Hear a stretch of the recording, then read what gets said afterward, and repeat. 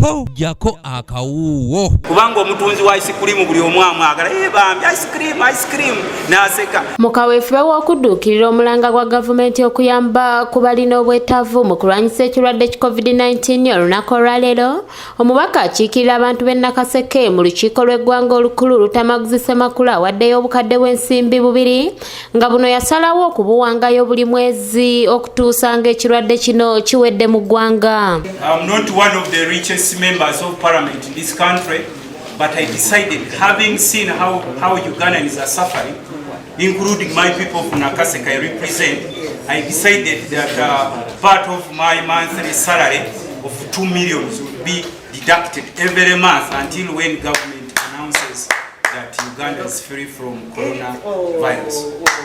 And today I've brought these 2 million. I know you'll touch it. Money doesn't have coronavirus. Omubaka Lutamaguzi ensimbi zinazikwasizza minisita wa Gunonaguli mu ofisi ya Saba Minisita Mary Kalolo Krutu era n'asaba ne bakabanne abatannaba kuvaayo badduukirire mu kaweefube ono.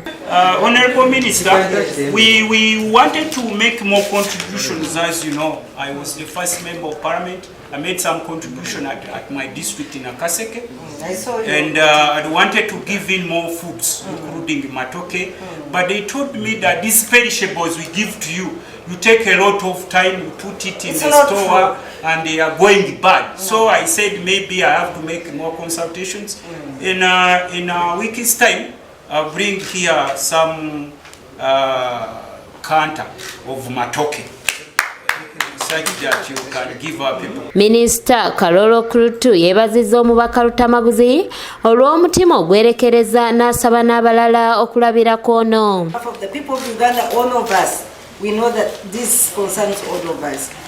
We really want to thank you and appreciate you for this very, very generous contribution, because he has said that until the virus is gone, he will be contributing 2 million shillings out of his salary, out of his monthly emoluments. We want to thank you for that.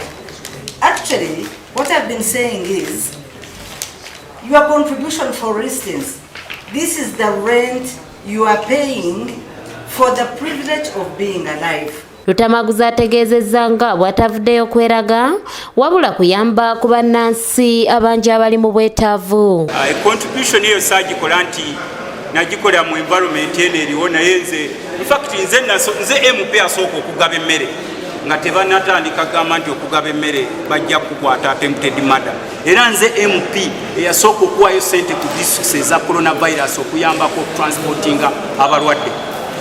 Kati kino nze okukigira nkimanyi nti n'ab'e Nakaseke abeewange beetaaga era nkola byonna okulwana nabo okubayamba naye kino buli muntu alina okuvaayo. Wabula ono bw'abuuziddwa ku nsimbi obuwumbi 10 ezaali ez'okuweebwa ababaka okusomesa abantu baabwe coronavirus azoogeddeko bw'ati ng'agamba nti waliwo abaziremesa.